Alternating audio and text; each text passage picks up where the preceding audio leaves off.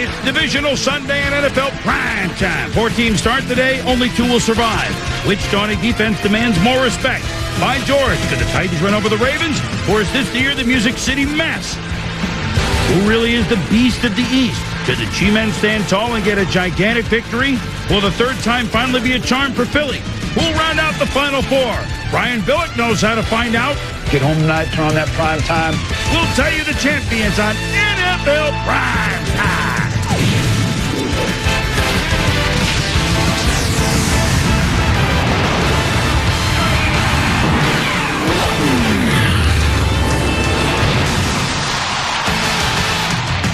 NFL Primetime is presented by Miller Lite. Primetime is Miller time. And now, here's your host, Chris Berman.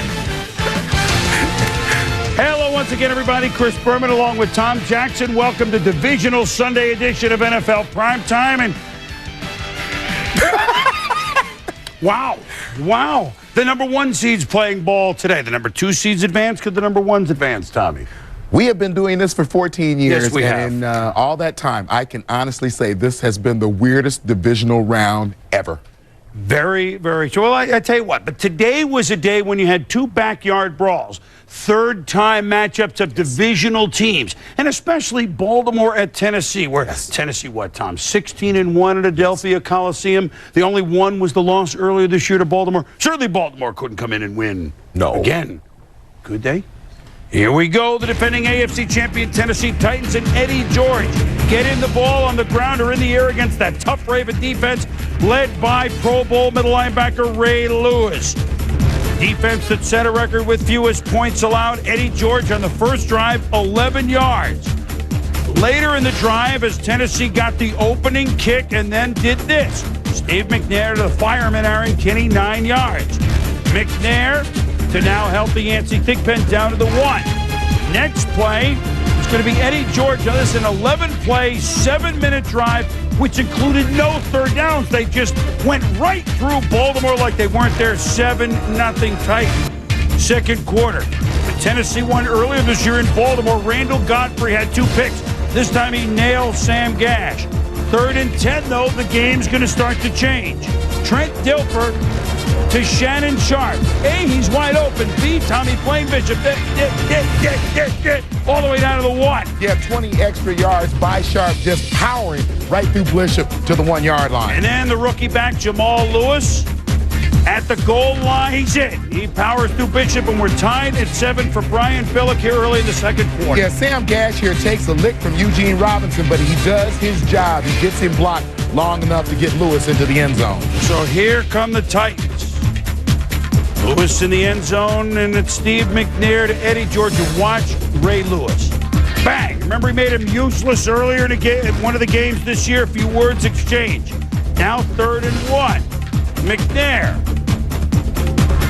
creating to Thigpen, 10 yards. But wait a minute. McNair is down after the play.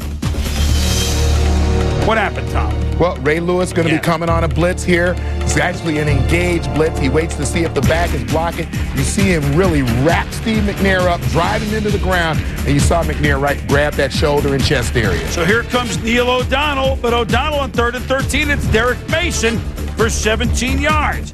And that sets up Al Del Greco. Now in that game that they lost, we've all talked about it, 24-23 in November.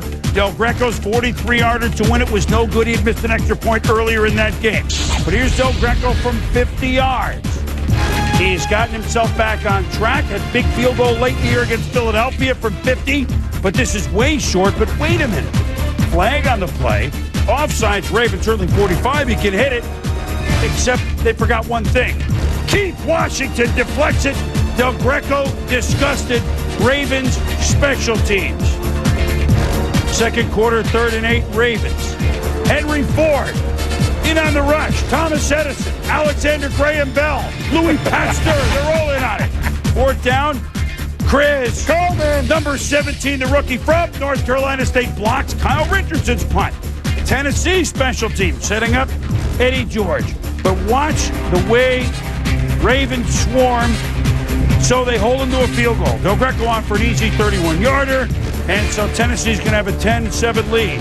Except doink. He must see the Ravens and go nuts. He's been a great kicker for a long time, and at halftime, he listened to a couple of words from Fisher, and then he went out to kick field goals on his own before the rest of the team came out. So it's 7-7 third, and Chris Coleman blocks another punt, number 17. Tommy.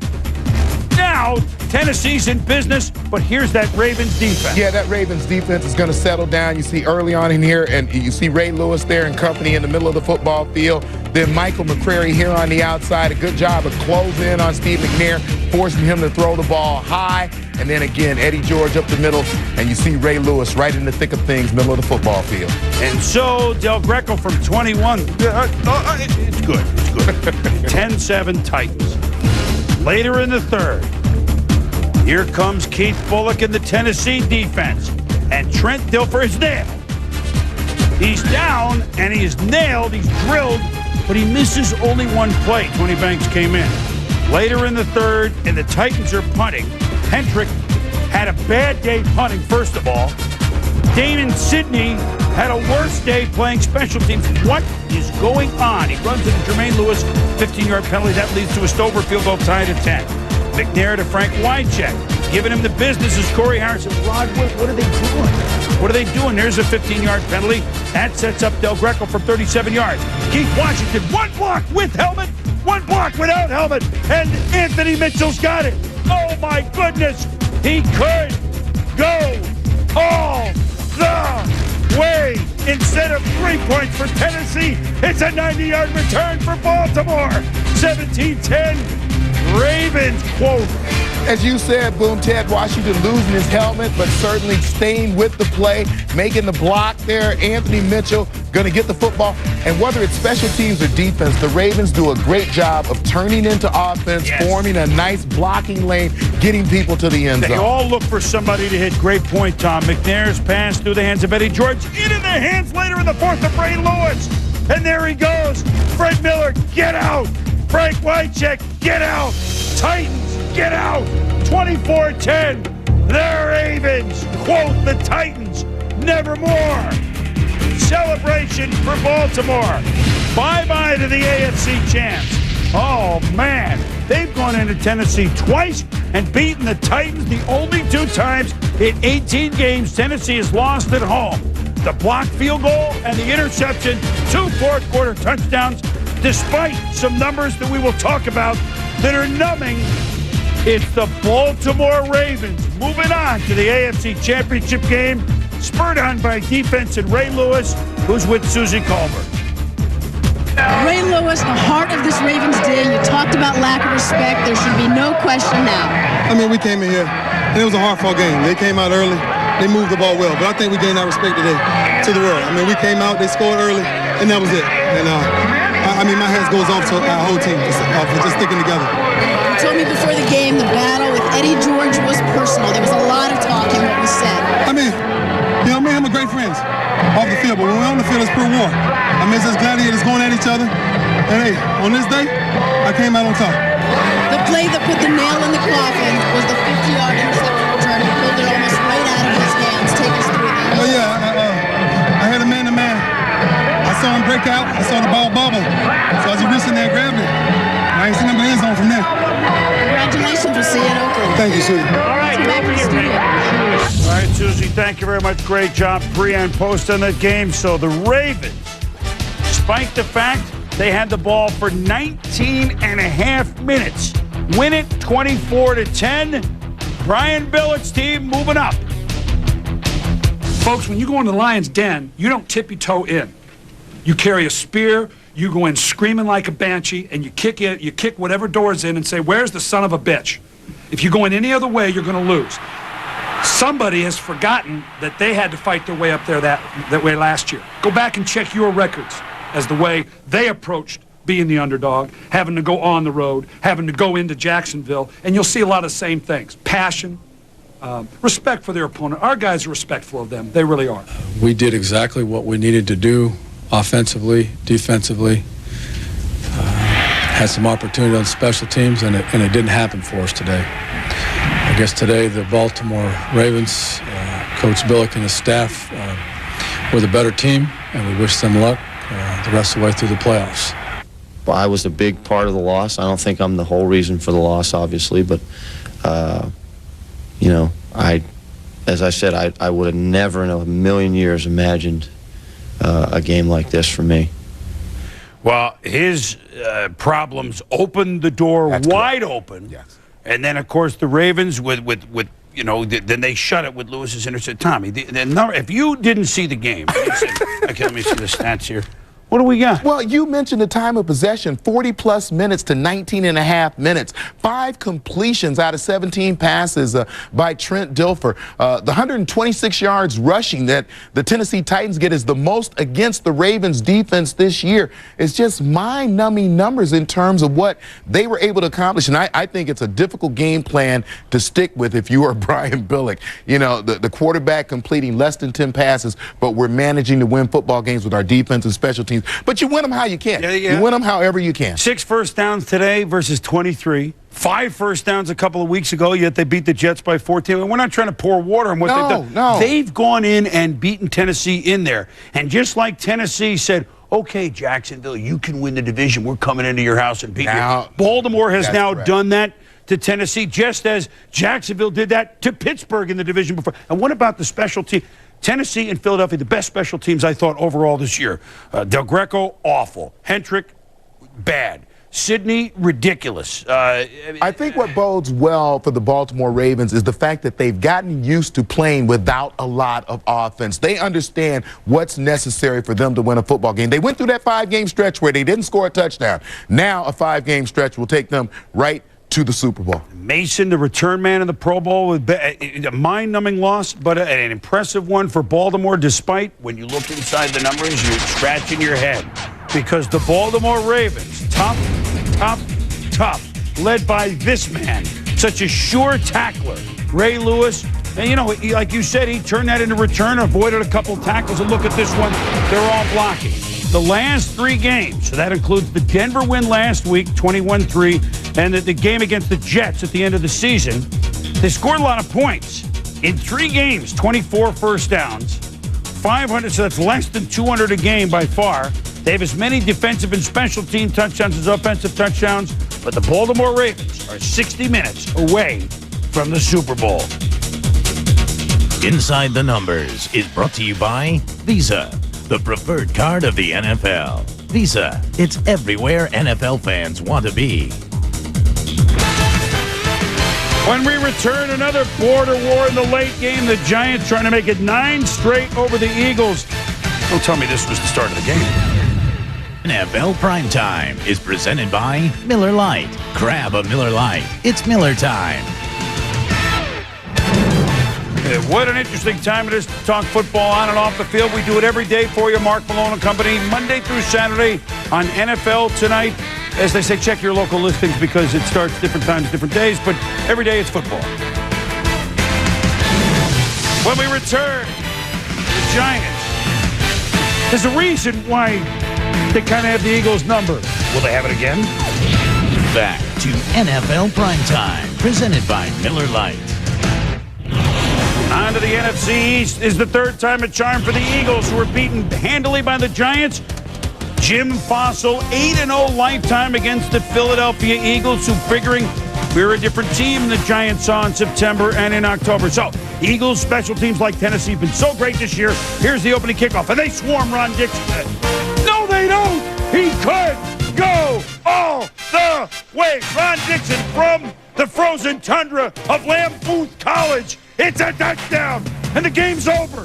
They've had one play, and it's over. 7-0. G-Man. Look at the hole that Ron Dixon is looking at as he makes his way up the field. The only guy that has a chance at him is right there, David Akers from Louisville. Not going to have a chance to make that tackle. Ron Dixon gone. The chores, yeah. So Donovan, McNabb, and the Eagles are shell-shocked. They had so many things they were going to do early, but you know what? The Giant defense makes McNabb and the Eagles' offense look like, well, like the old Eagles of a couple of years ago who won 3 games. Michael Strahan smothering, and boy, did he own John Runyon. Yeah, he used his entire repertoire today. There he gets his shoulders turned, John Runyon's shoulders, does a great job of throwing him out of the way, going in for a sack on McNabb.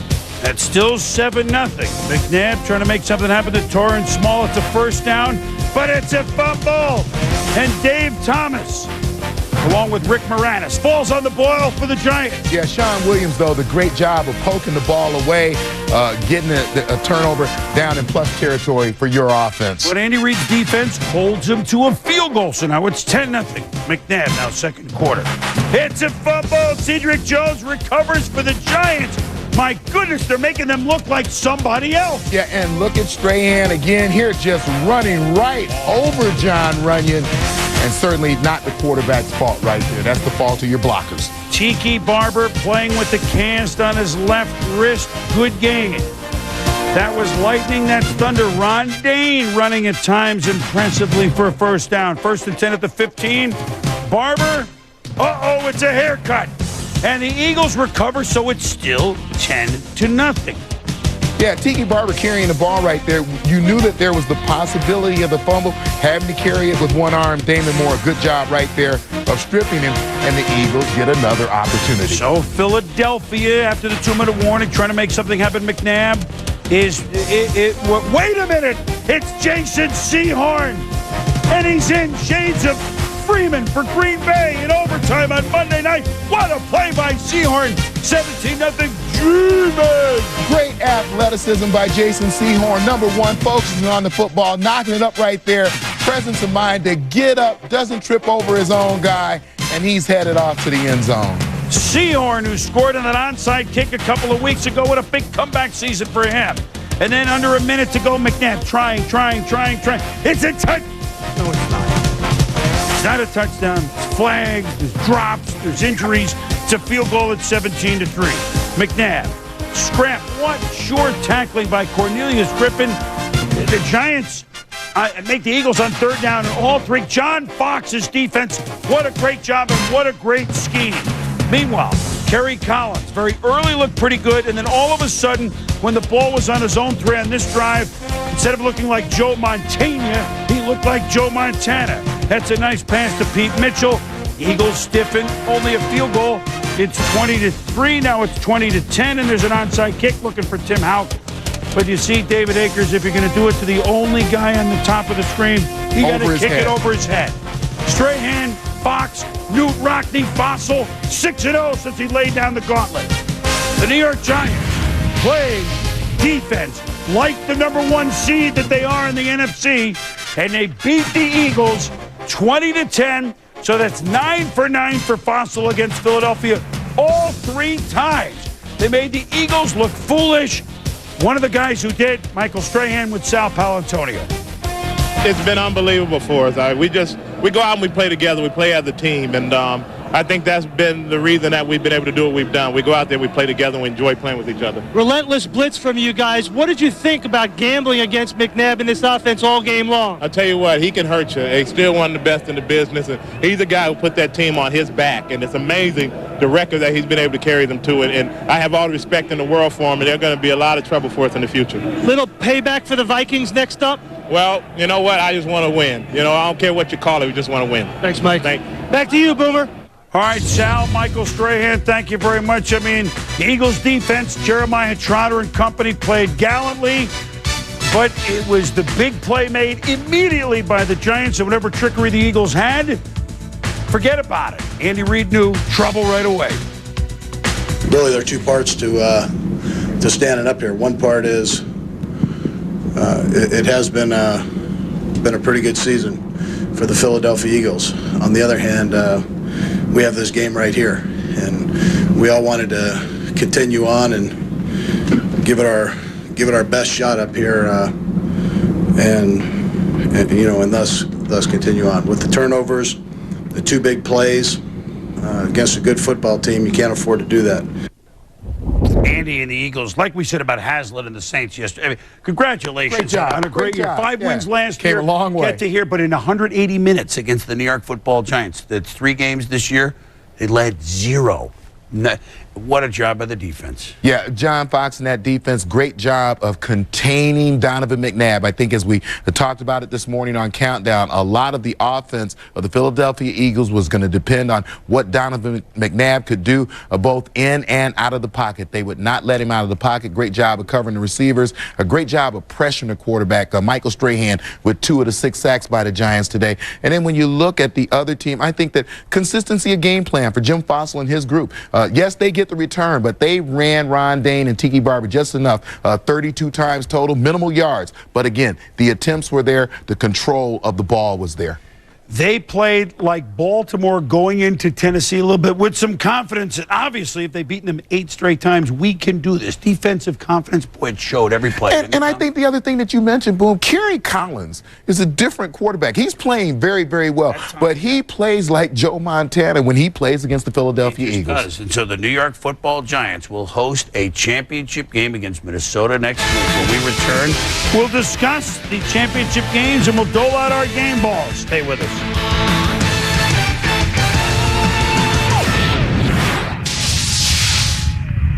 Joey Sakic in the high-flying Colorado Avalanche. Steve Yzerman, Betty Davis Yzerman of the Red Wings. Hockey coming up at the top of the hour. My game ball goes to Ray Lewis. He is the dominant force defensively in football today. And if they go to the Super Bowl, the Ravens, it will be because of Ray Lewis. My game ball late. We're also looking defense, Tommy. Michael Strahan abused big-time signee John Runyon and Donovan McNabb. Never knew what hit him. Strahan gets my game ball. Championship matchups. We're down to 4. We'll dabble in a moment. No Primetime is presented by Miller Lite. Grab a Miller Lite. It's Miller time. And in part by Visa, the preferred card of the NFL. Visa, it's everywhere NFL fans want to be. NFC game is first. Minnesota playing outside, for the first time since Thanksgiving at the New York Football Giants. It's NBA team against hard-nosed defensive team. Explosive Minnesota offense with Randy Moss, Chris Carter and company against a defense that will not allow you to run and try to make you one-dimensional. AFC now is at Oakland, and that crazy crowd, first time they've hosted a championship game since 1976 in Oakland, playing Baltimore. #1 rushing team in football, the Raiders. Best rush defense in football, Baltimore Ravens. Classic matchup. Just a few things for you historians. The only team to win Super Bowls in Tampa, Giants and Oakland. And the Raiders, they're hosting games. And Minnesota was the last team to lose a game this year. The last 3 years, the last team to lose a game won. Happy birthday, Morgan. Happy birthday, Morgan.